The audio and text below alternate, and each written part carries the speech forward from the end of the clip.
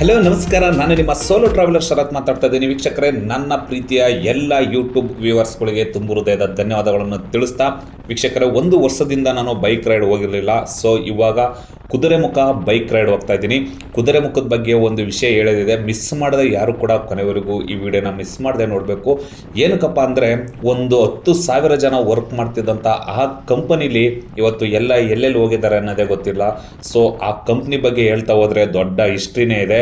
ಈಗಲೂ ಕೂಡ ಅಲ್ಲಿ ಒಂದು 100 ಜನ ಫ್ಯಾಮಿಲಿ ಮನೇಲೇ ವರ್ಕ್ ಮಾಡ್ತಾ ಇದ್ದಾರೆ. ಸೊ ಅಲ್ಲಿ ಇರತಕ್ಕಂಥ ಆ ಒಂದು ಪುಟ್ಟ ಗ್ರಾಮ, ಕೆಲವು ಜನ ಸಿಟಿಲಿ ಹೋಗಿ ಕೆಲಸ ಮಾಡಿ ಜೀವನ ಮಾಡ್ತಾ ಇದ್ದಾರೆ. ಇನ್ನು ಕೆಲವು ಜನ ಆ ಕಂಪನಿ ಲಾಕೌಟ್ ಆದಮೇಲೆ ಕೆಲವು ಜನ ಬೇರೆ ಸ್ಟೇಟ್ಗಳಿಗೆ ಹೋಗಿ ಟ್ರಾನ್ಸ್ಫರ್ ಆಗಿರೋರು ಕೂಡ ಇದ್ದಾರೆ. ಸೊ ಬೇರೆ ಕಡೆ ಕೆಲಸ ಹರಿಸಿ ಹೋಗಿದವರು ಕೂಡ ಇದ್ದಾರೆ. ಅದ್ರ ಬಗ್ಗೆ ನಾನು ಹೇಳ್ತಾ ಹೋಗ್ತೀನಿ. ಮಾಡಿದೆ ಕೊನೆವರೆಗೂ ಈ ವಿಡಿಯೋನ ನೋಡ್ಕೊಬನ್ನಿ.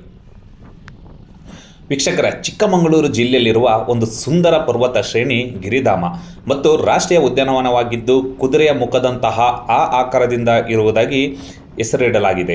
ಇಲ್ಲಿ ಮಲೆನಾಡು, ನಿತ್ಯ ಹರಿತ್ ವನಗಳು, ನೈಸರ್ಗಿಕ ನೀರೊರೆಗಳು ಮತ್ತು ವನ್ಯಜೀವಿಗಳಿದ್ದು KIOCL ಗಣಿಗಾರಿಕೆ ಮತ್ತು ಪರಿಸರ ಸಂರಕ್ಷಣೆಗಾಗಿ ಹೆಸರುವಾಸಿಯಾಗಿದೆ. ವೀಕ್ಷಕರೇ, ಈ ಕುದುರೆಮುಖ ಅನ್ನೋ ಕಂಪನಿ KIOCL ಕಂಪನಿ ಸ್ಟಾರ್ಟ್ ಆಗಿದ್ದು ಏಪ್ರಿಲ್ 2, 1976ರಲ್ಲಿ ಇಲ್ಲಿ ಮೈನಿಂಗ್ ಸ್ಟಾರ್ಟ್ ಆಗುತ್ತೆ. ಹಾಗೂ ಇಲ್ಲಿನ ಒಂದು ಪರಿಸರ ಸಂರಕ್ಷಣೆಗೋಸ್ಕರ ಈ ಕಂಪನಿ ಲಾಕೌಟ್ ಆಗುತ್ತೆ. ಅದು ಯಾವ ವರ್ಷ ಯಾವ ದಿನ ಅಂತಲೂ ಕೂಡ ನಾನು ಹೇಳ್ತೀನಿ. ಕುದುರೆಮುಖ ಎಂದರೆ ಕುದುರೆಯ ಮುಖ ಎಂದರ್ಥ. ಪರ್ವತದ ಆಕೃತಿಯಿಂದ ಈ ಹೆಸರು ಬಂದಿದೆ. ಇದು ಚಿಕ್ಕಮಗಳೂರು ಜಿಲ್ಲೆಯಲ್ಲಿದೆ. ಪಶ್ಚಿಮ ಘಟ್ಟಗಳಲ್ಲಿದೆ. ಎತ್ತರವಾದ ಶಿಖರ 1894 ಮೀಟರ್ ಮತ್ತು ದಟ್ಟವಾದ ಕಾಡುಗಳನ್ನು ಹೊಂದಿದೆ. ಹಾಗೂ ತುಂಗಭದ್ರಾ ಮತ್ತು ನೇತ್ರಾವತಿ ನದಿಗಳ ಉಗಮ ಸ್ಥಾನವಾಗಿದೆ. ಕುದುರೆಮುಖ ಕಬ್ಬಿಣದ ಅದಿರು ಕಂಪನಿ KIOCL ಗಣಿಗಾರಿಕೆಗಾಗಿ ಪ್ರಸಿದ್ಧವಾಗಿತ್ತು. ಆದರೆ ಪರಿಸರ ಹಾನಿಯಿಂದಾಗಿ ಗಣಿಗಾರಿಕೆ ನಿಲ್ಲಿಸಲಾಗಿದೆ. ಇದೊಂದು ಪ್ರವಾಸಿ ತಾಣ. ಶ್ರೀಮಂತ ನೈಸರ್ಗಿಕ ಸೌಂದರ್ಯ, ಜಲಪಾತಗಳನ್ನು, ಹುಲ್ಲುಗಾವಲುಗಳು ಮತ್ತು ಪಕ್ಷಿಧಾಮದಿಂದಾಗಿ ಚಾರಣಿಗಳು ಮತ್ತು ಪ್ರವಾಸಿಗರಿಗೆ ಆಕರ್ಷಣೆಯ ತಾಣವಾಗಿದೆ. ಇದು ಕುದುರೆಮುಖ ರಾಷ್ಟ್ರೀಯ ಉದ್ಯಾನವನದ ಭಾಗವಾಗಿದೆ. ಇದು ದೊಡ್ಡ ವನ್ಯಜೀವಿ ಸಂರಕ್ಷಿತ ಪ್ರದೇಶ ಕೂಡ ಆಗಿದೆ.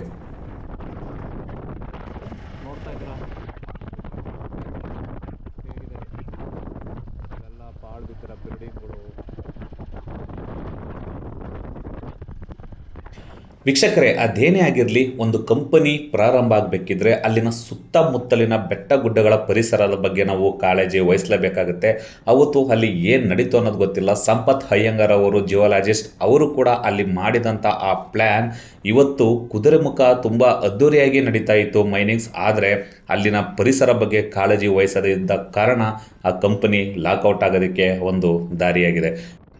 ಇವಾಗಲೂ ಕೂಡ ನೀವು ಅಲ್ಲಿ ಹೋದರೆ ಕುದುರೆಮುಖದಲ್ಲಿ ಆಸ್ಪತ್ರೆ ಇದೆ, ಸುಸರ್ಜಿತವಾದಂತಹ ಕಟ್ಟಡಗಳಿದ್ದಾವೆ. ಹಾಗೆಯೇ ನಿಮ್ಮೆಲ್ಲರ ಅಚ್ಚುಮೆಚ್ಚಿನ ಗೇಮಿಂಗ್ಸ್ ಪ್ಲ್ಯಾಂಟ್ಗಳು ಕೂಡ ಇದೆ. ಹಾಗೆಯೇ ಸಾವಿರಾರು ಜನ ನಿರಾಶ್ರಿತರಾದಂಥ ಆ ಬಂಗಲೆಗಳು ಕೂಡ ರೋಡಿನಲ್ಲಿ ಎದ್ದು ಕಾಣಿಸ್ತವೆ. ಅದನ್ನು ನೋಡ್ತಾ ಇದ್ದರೆ ತುಂಬಾ ಬೇಜಾರಾಗುತ್ತೆ. ಸಾವಿರಾರು ಕೋಟಿ ಖರ್ಚು ಮಾಡಿ ಅದನ್ನು ಭೂಮಿ ಪಾಲು ಮಾಡಿದಾರಲ್ಲ ಅನ್ನೋದೊಂದೇ ನಮಗೆ ಬೇಜಾರಾಗೋದು. ವೀಕ್ಷಕರೇ, 1976ರಲ್ಲಿ ಈ ಕಂಪನಿ ಸ್ಟಾರ್ಟ್ ಆಗಿತ್ತು. ಅಂದರೆ KIOCL ಗೊತ್ತೇ ಇದೆ ನಿಮಗೆ. ಕಾರಣಾಂತರದಿಂದ ನಮ್ಮ ಪ್ರಕೃತಿ ಉಳಿಸ್ಕೊಳ್ಳೋಕ್ಕೋಸ್ಕರ ಈ ಕಂಪ್ನಿನ 2005ನೇ ಇಸ್ವಿಲಿ ಲಾಕ್ಔಟ್ ಮಾಡಲಾಯಿತು.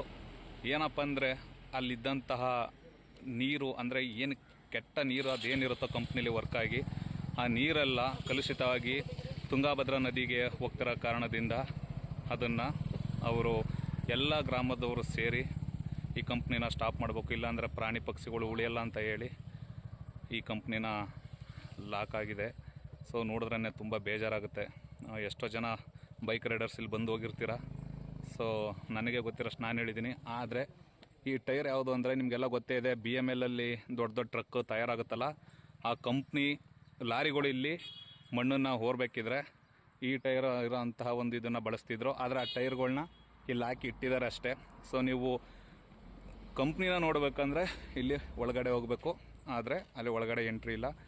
ಸೊ ಈಗ ನಮ್ಮ ಪರಿಸ್ಥಿತಿ, ಫಾರೆಸ್ಟ್ ಅವ್ರು ಕೊಟ್ಟಿರೋ ಟೈಮಿಂಗ್ಸ್ನ ನಾವು ಕ್ಯಾಚ್ ಮಾಡಬೇಕಾಗಿದೆ. ಹಾಗಾಗಿ ಎಲ್ಲರೂ ಇಲ್ಲೇ ಬೈಕ್ನ ಓಡಾಡಿಸ್ಕೊಂಡು ಇಲ್ಲೇ ನೋಡ್ತಾ ಇದ್ದೀವಿ. ಬರಬೇಕಿದ್ರೆ ರೂಬಿನ್ ಅವ್ರನ್ನೂ ನೋಡಿದ್ವು, ಅಲ್ಲಿ ಬೈಕ್ ಮೆಕ್ಯಾನಿಕ್ದು ವರ್ಕ್ ಮಾಡ್ತಾಯಿದ್ರು. ಸೊ ನೋಡ್ಕೊಂಡು ಖುಷಿಪಟ್ವಿ. ಇನ್ನೂ ತುಂಬಾ ಇದೆ. ಆದರೆ ಇಲ್ಲಿನ ಒಂದು ಜಾಗದಲ್ಲಿ ನೀವು ಅಲ್ಲಿ ಹೋಗಿ ಬೆಟ್ಟ ಗುಡ್ಡನ ನೋಡ್ತಾ ಇದ್ರೆ ಫುಲ್ಲು ಕಪ್ಪಗೆ ಇದೆ. ಹಾಗಾಗಿ ಅದನ್ನು ಇವಾಗ ಮಂಗಳೂರು ಕಡೆ ಹೊರಡ್ತಾ ಇದ್ದೀನಿ. ಇನ್ನೊಂದು ಸಲ ನೋಡ್ಕೊಬಿಡಿ, ಕುದುರೆಮುಖ ಅಂದರೆ ಇದೆ. ಸೊ ತುಂಬ ಖುಷಿ ಆಯಿತು. ಎಲ್ಲರಿಗೂ ಧನ್ಯವಾದಗಳು.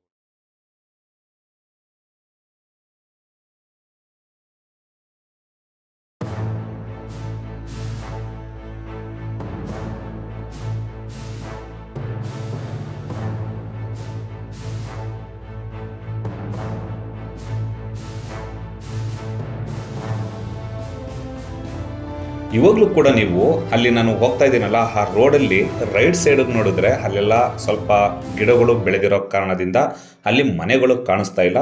ಸೊ ಇವಾಗ ನಾನು ನಿಮಗೆ ತೋರಿಸ್ತೀನಿ.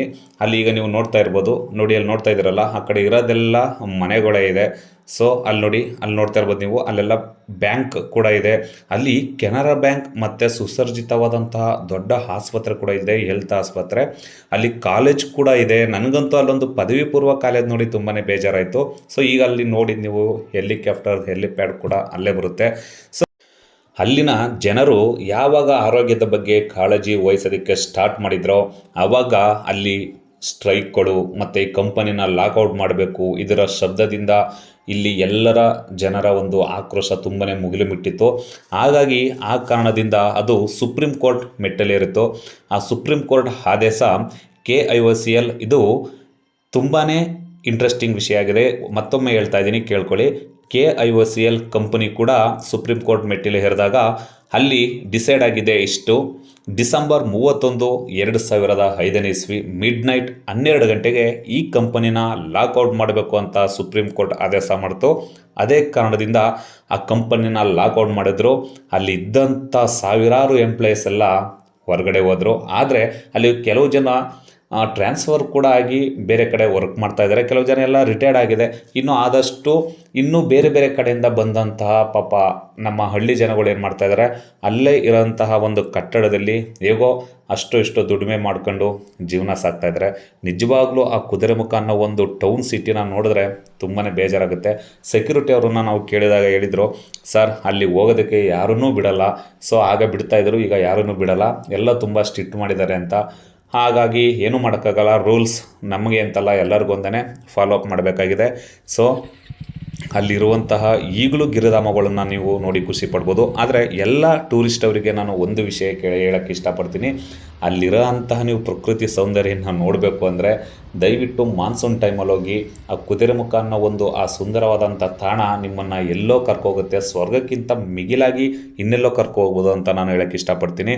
ಆದರೆ ತುಂಗಭದ್ರಾ ನದಿ ಅಂತೂ ನೀವು ಕೂಡ ನೋಡೋಕ್ಕಾಗಲ್ಲ, ಯಾಕೆಂದರೆ ನಾವು ಬರಬೇಕಾಗಿರೋದೇ ರೋಡಲ್ಲಿ. ಹಾಗೆ ಫಾರೆಸ್ಟ್ ಆಫೀಸರ್ ಕೂಡ ಒಂದು ಟೈಮಿಂಗ್ಸ್ ಕೊಟ್ಟಿರ್ತಾರೆ.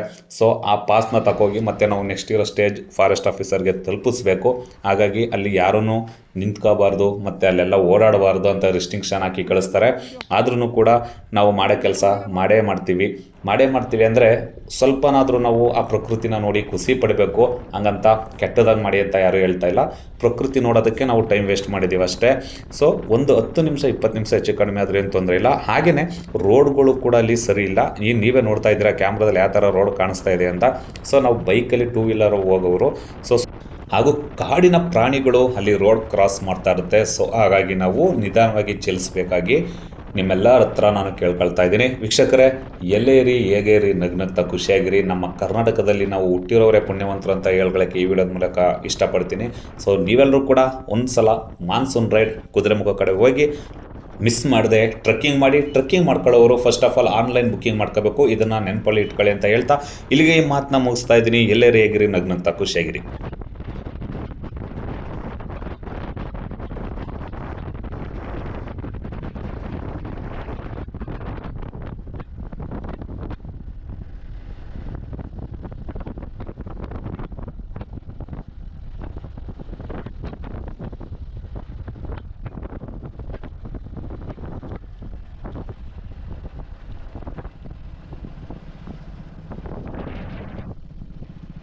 Beep beep.